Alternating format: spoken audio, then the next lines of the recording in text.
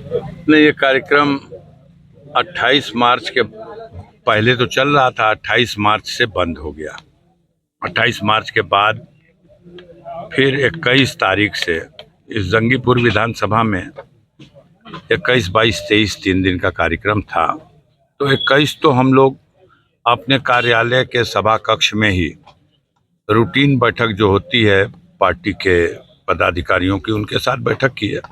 लेकिन 22 और 23 को फिर हमने क्षेत्र में जनता के बीच में पहुंचकर छोटे छोटे कार्यक्रम आयोजित करके गांव-गांव तक इस चुनावी मुद्दों को पहुंचाने की कोशिश की है। जन समर्थन कैसा मिला है? अब देखिए, इसको आप लोग आकलन कीजिए। जो खुद अपने लिए जन समर्थन मांगता है वो कब आपसे कहेगा कि हमें जन समर्थन नहीं मिल रहा। उनसे पूछिए जो लोग बाद में प्रत्याशी घोषित होकर के आ गए हैं, वो लोग भी जनता में घूम रहे हैं। हमारे यहाँ हमारे पार्टी से जुड़े हुए हर कार्यकर्ता और समर्थक पूरी तरह से करंट में है, बड़े उत्साह में है। और जनता के बीच में हम तो भले नहीं घूम सके, लेकिन हमारे कार्यकर्ता, हमारे पार्टी के समर्थक, हमारे पार्टी के नेता बराबर जनता के बीच में रहे हैं। जनता गाजीपुर की इस घटना से, जिसकी वजह से ये 23 दिन का प्रचार का कार्यक्रम रुक गया था, इस घटना के बारे में भली भांति जानती है। न सिर्फ गाजीपुर की जनता बल्कि पूरी पूर्वांचल की जनता जानती है। आप घूमिए, सर्वे कर लिए, आप वरिष्ठ पत्रकार हो। पूर्वांचल की हर सीट पर भारतीय जनता पार्टी को यह जो कुकर्म किया है इन्होंने, उसका खामियाजा भुगतना पड़ेगा। पूरे उत्तर प्रदेश में ये गूंज गया ये मामला कि ये लोग किस हद तक नीचे जा सकते हैं। और एक ऐसे परिवार को, जिस परिवार के लोगों ने देश के स्वतंत्रता आंदोलन में योगदान दिया हो, कुर्बानियां दी हो, देश की सीमाओं पर बलिदान दिया हो, उनको किस तरह से पीछा करके झूठे मामलों में फंसा के, और हद हो गई कि जो व्यक्ति 18.5 साल से जेल में बंद है, कई मामलों में सरकार खुद छाती फुलाती है कि हमने बहुत मजबूत पैरवी करके सजा करा दिया, और आज उसको जेल में जहर दे करके खुद उसने अपने जीवित रहते आरोप लगाया, लिखित दिया, अदालत के सामने बयान दिया। मजिस्ट्रेट से जाके मिल लीजिए, आप तो नहीं पूछ पाएंगे, मजिस्ट्रेट की औकात है, लेकिन आएगा समय तो उस कोर्ट को भी बयान देना होगा। खुद मुख्तार ने कहा है कि मुझे जहर दिया गया है, और इस जहर के असर से अगर मुझे तत्काल गंभीरता से इलाज नहीं कराया गया तो मेरे प्राण चले जाएंगे। और ये सरकार और जेल का प्रशासन और डॉक्टरों की मिली भगत से मेरी हत्या किए जाने का कुचक्र है, ताकि ब्रजेश सिंह और त्रिभुवन सिंह, जो सरकार के द्वारा पाले जा रहे दुर्दांत अपराधी जो दाऊद इब्राहिम के फाइली हैं, इनको बचाया जा सके। सांसद जी, अभी बिसरा रिपोर्ट का आया है, जो न्यायिक जो जांच चल रही थी उसको, कि बिसरा रिपोर्ट में मतलब जहर नहीं आया है। पोस्टमार्टम रिपोर्ट किसने किया पोस्टमार्टम, और बिसरा किसने किया? घटना की FIR किसने लिखाई? घटना की जांच कौन कर रहा है? जब सरकार खुद ही इन्वॉल्व है तो सरकार की इन एजेंसियों को थर थर कांप रहा था। डॉक्टर जब मैं गया था मौत से 2 दिन पहले 26 तारीख को, वो अपना फोन नंबर मुझे नहीं दे सकता था। मैंने कहा फोन नंबर दे दो ताकि मैं खैरियत पूछ लूंगा, तो उसने कहा प्रतिबंधित किया गया है मुझको। मेडिकल कॉलेज का प्रिंसिपल मैंने मिलने की कोशिश की, आधा पौन घंटा रुका रहा, नहीं मिलने दिया गया मुझसे। बिसरा रिपोर्ट की जो जांच सौंपी गई है, ये इसकी रिपोर्ट देखिए, किसी भी जांच और किसी भी रिपोर्ट, एक जांच अखबार में आपके चैनलों पे ही सुना कि सुपरिटेंडेंट साहब सबका बयान ले रहे हैं और डॉक्टर का भी बयान ले रहे हैं। फिर एक जांच पता चला कि वहां के मजिस्ट्रेट साहब कर रहे हैं। मालूम हुआ कि ऐसी जांच कोई भी जो जुडिशियल कस्टडी में मौत होती है, चाहे बांदा में मुख्तार अंसारी की हुई हो या कहीं भी किसी तरह की हुई हो, उसकी मजिस्ट्रियल जांच होती है। फिर आप ही जांच बैठा दीजिए, आप ही मजिस्ट्रेटियल जांच, आप ही न्यायिक जांच। अगर कोई परिजन चाहे भी कि भाई इसका पोस्टमार्टम निष्पक्ष हो जाएगा, एम्स का डॉक्टर अगर इसका पोस्टमार्टम करेगा तो हमको भी संतोष हो जाएगा। क्या कारण है सरकार भाग गई?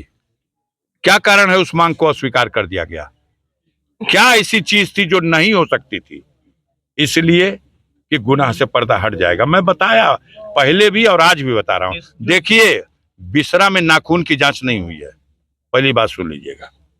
आप जाके पूछ लीजिएगा, जो बिसरा रिपोर्ट आई है उसमें नाखून आया था कि नहीं। और जहर की जांच के लिए नाखून और बाल की जांच से यह साबित हो जाता है कि ये व्यक्ति जहर से मरा है या कोई और कारण रहा है। ये जांच में जो जांच बिसरे वालों को चाहिए थी वो नमूना भेजा ही नहीं गया। बिसरा जांच करने के लिए जहां भेजा गया वहां पदासीन अधिकारी को हटा के दूसरा पदासीन अधिकारी बैठाया गया। अपने गुनाह पर पर्दा डालना है, लिपापोती करना है। कहां गए छाती फुलाने वाले जो कल कहते थे कि मिट्टी में मिला देंगे, अब मिट्टी भी नसीब नहीं होगी? कहां गए? कहे यही परीक्षा की घड़ी है, 24 तारीख को उनकी औकात की परीक्षा होगी। देखिएगा, गाजीपुर नहीं पूरे पूर्वांचल की जनता मरमाहत है। जो गरीब समाज के लोग किसी भुलावे में, किसी बहकावे में, किसी अपनी जाति बिरादरी के नेता के उकसावे में भारतीय जनता पार्टी की तरफ सोच भी रहे थे, अब वो पूरा का पूरा समाज थूक रहा है। सर, एक बात आ रही है कि जो बिसरा जांच आई है, क्या इस पे आपको जो है संदेह है? हाँ, 200% बिसरा की जांच नहीं, उत्तर प्रदेश सरकार, योगी की सरकार, मोदी की सरकार के किसी जांच पर, किसी भी एजेंसी पर मुझे कोई भरोसा नहीं है। मैं न्यायिक जांच की मांग करूंगा तो सुप्रीम कोर्ट में करूंगा। माननीय सर्वोच्च न्यायालय में मुख्तार के बेटे ने याचिका कर रखी है। माननीय उच्च न्यायालय इलाहाबाद ने मुख्तार की पत्नी की याचिका पर ऑलरेडी आदेश दे रखा है और डीजीपी उत्तर प्रदेश को इसकी रिस्पॉन्सिबिलिटी दी है कि मुख्तार के जीवन की रक्षा की जाए। मुख्तार के बेटे की याचिका पर सुप्रीम कोर्ट ने जवाब मांगा और उत्तर प्रदेश सरकार की तरफ से हलफनामा दाखिल करके उन्होंने जवाब दिया है कि उनके सुरक्षा का पुख्ता इंतजाम है। सुप्रीम कोर्ट ने आदेश किया है कि उनके इलाज के लिए माकूल से माकूल प्रबंध किया जाए, समीक्षा करके कोई कमी हो तो वो दूर किया जाए। और ये भी कहा है कि चुनाव बीत जाने के बाद मैं इस विषय पर सुनवाई करूंगा और इस बीच में कोई अनहोनी नहीं होनी चाहिए। उसके बाद भी यह अनहोनी हुई है। मुख्तार कल तक कहते थे कि मेरी हत्या करने की साजिश रच रहे हैं मनोज सिन्हा, एलजी साहब। हत्या की साजिश में कौन कौन है सारा नाम और लिख करके उन्होंने दिया है, न्यायालय में लिख के दिया है, अपने मुंह से बयान दिया है, मीडिया के सामने कहा है, आपको कहा है। उसके बावजूद अब तो वो मर गया, उसकी बात तो सच है। ये थोड़ी है कि मुख्तार जेल में है, किसी सहानुभूति को हासिल करने के लिए वो ऐसा कर रहे हैं। अब तो उनकी जान चली गई। अब जो लोग इसे अपनी उपलब्धि मान रहे थे, मैंने मिट्टी में मिला दिया और मैं मिट्टी नहीं देने दूंगा, अब उनको कहिए कि देखिए जनता जग चुकी है, अब आप अपनी सरकार बचाइए। इस चुनाव में सफाया होने जा रहा मोदी की सरकार का। और मोदी की सरकार के सफाये के साथ ही साथ योगी की सरकार का भी सफाया होगा। सर, एक आपका मुकदमा हाईकोर्ट में पड़ा हुआ है जिसमें 2 मई को डेट है और इसमें एक अटकलें लगाई जा रही हैं बड़ी तेजी से। मैं कह रहा हूं कि आप सुनिए पहले बात। अटकल पर सवाल, आपकी अटकल नहीं, आप कहिए किसी की योजना ये है कि आपको वहां से सजा कराई जाएगी तो साफ कहिए ना कि आपको मालूम हो गया है। हम तो नहीं ज्योतिष शास्त्र जानते, हम तो ये जानते हैं कि हमारे विरुद्ध षड्यंत्र करके गाजीपुर के न्यायालय से जो सजा की गई थी, कराई गई थी, हमने उस सजा के लिए अपील दाखिल की हाईकोर्ट में। माननीय उच्च न्यायालय ने मेरी अपील को सुनवाई के लिए स्वीकार किया, मुझे जमानत भी दिया।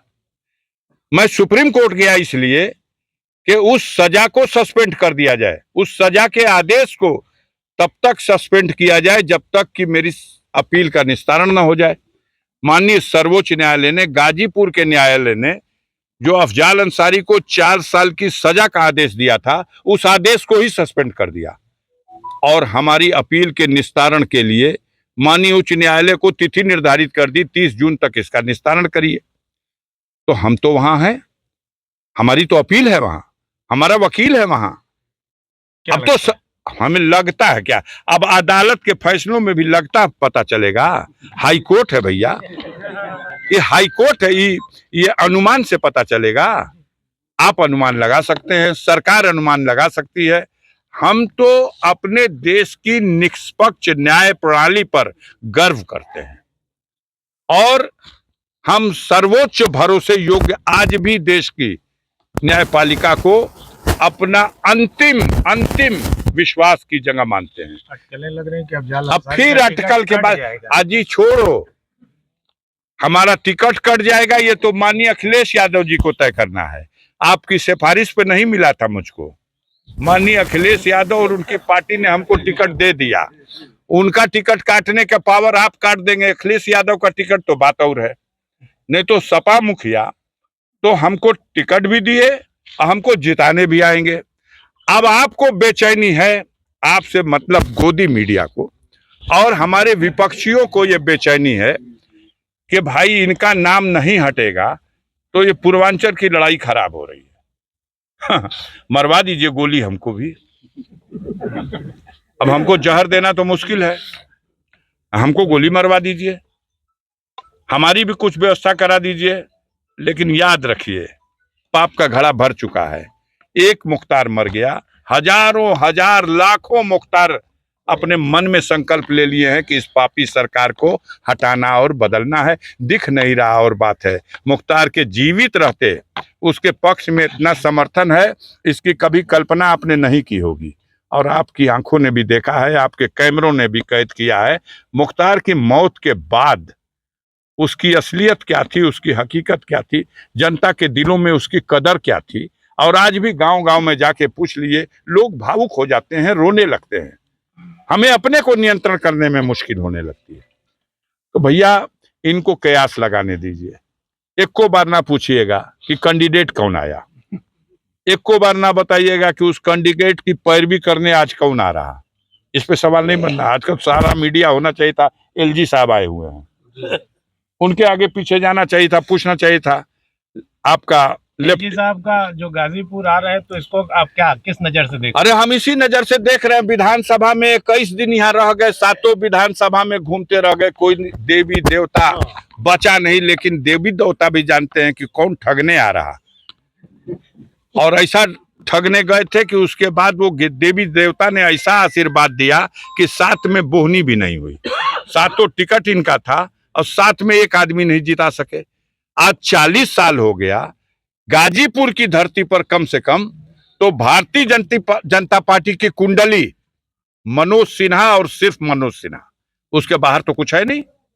इस बार लग रहा था बाहर हो जाएगा, तो इस बार भी उन्होंने अपने भक्त को बैठा दिया। अब आप गाइए कि बहुत बड़े शिक्षक हैं, पूरे क्षेत्र की जनता गा रही है कि कहाँ स्कूल बना है। कागज दे दें आपको, पोखरे की जमीन है श्रेणी 32 की सुरक्षित, पारसराय जो आए हैं, भीठे की जमीन है, श्रेणी 32 की सुरक्षित जमीन है। और सरकार की मशीनरी प्रस्ताव दे रही है कि इसका बदलैन कर दिया जाए। श्रेणी 32 की जमीन का कैसा बदलैन, मैटर हाई कोर्ट तक पहुंच गया है। पता कर लीजिए गाजीपुर की बदनामी का कौन है सबसे बड़ा टीका। गाजीपुर को कहा जाता है कि नकल के लिए मशहूर है पूरे उत्तर प्रदेश में। कौन है नकल माफिया, कौन है सेंटर देता है और दिलाता है और कटवाता है। पैसा लेकर के नेपाल और भूटान तक दूसरे प्रांत नहीं, दूसरे देश के लोगों को भी बुला करके परीक्षा कराता है। कौन है? जनता के बीच में आ गए हैं, औकात नाप देगी जनता। आए हैं पैरवी करने के लिए, बहाना तो कोई होइबे करेगा। अब देखें, इसको जाके पूछिए ना ममता सिंह से, है ना, ममता सिंह नाम, जिला पंचायत अध्यक्ष सपना सिंह से पूछिए खैरियत जा करके। सपना सिंह से खैरियत पूछिए, कार्यक्रम में है साथ साथ। क्या प्रोग्राम लगा रहे हैं आप लोग, कहाँ प्रोग्राम लगा रहे हैं आप लोग, कहाँ घुमा रहे हैं? सर नीचे पैर ऊपर भी कर देंगे एलजी साहब, तो गाजीपुर नहीं पूर्वांचल की जनता जो परिणाम देने जा रही है मोदी जी को समझ में आ जाएगा। बीएसपी प्रत्याशी उमेश सिंह कह रहे हैं कि एक तरफ शिक्षा माफिया और एक तरफ फसल माफिया। हम हाथ जोड़ के प्रणाम करते हैं उनको आपके माध्यम से, और हम उनके बारे में कोई टिप्पणी नहीं करना चाहते हैं। वो आ गए हैं, हमारी जनता मानती है कि उनका आना वरदान है, तो हम लोग उनके आने के लिए कोई उन पर टिप्पणी नहीं करना चाहते हैं। वो जो चाहें कह दें हमको।